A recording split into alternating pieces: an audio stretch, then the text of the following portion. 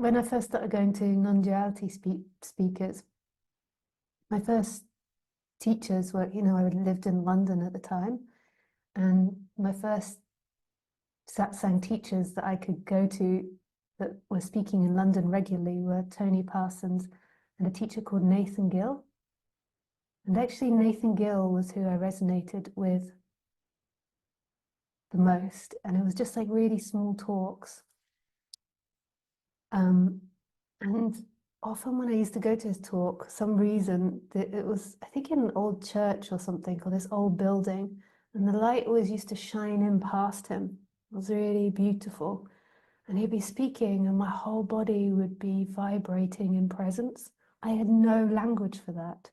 For me, what it felt like was love. It felt like when you put on that piece of music that really touches you and there's a vibration of like presence, but you don't know that, you just kind of feel like you love the song. Or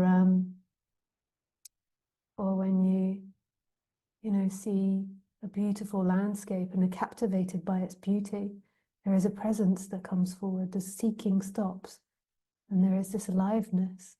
The same when you're really engaged with people or engaged in some form of art or creativity.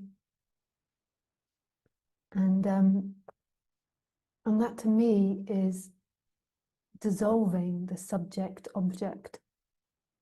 That's one way of dissolving the subject-object. And it's so interesting because satsang or non-duality doesn't work for everybody. For some people, they come to it and they just feel like this is madness. Like, a lot of my friends and family, like, some of them don't really understand what it is, and some of them that understand it a bit more, they kind of feel, I kind of got the feeling in the beginning when I first started speaking, they were a bit disgusted by it. It was like one of my friends said, it's like getting stuck in a loop. Like satsang is like you just get stuck in the loop and the same thing is repeated and you can't get out of it. And I can understand if you come to it from the mind, that's what it might seem like. But if you're coming to it from a different place, it's a meditation. It's like stopping something. It's like a guidance home, like a very deep meditation. And what happens in some of my smaller groups is I feel like there is like a this like ping-pong effect.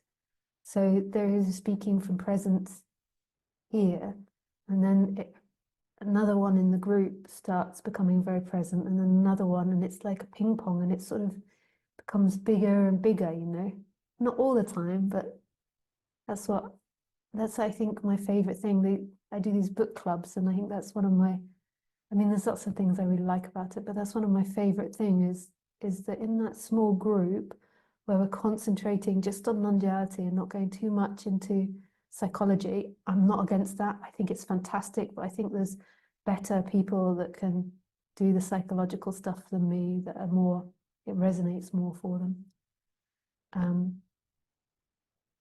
And I love to reference people off to that.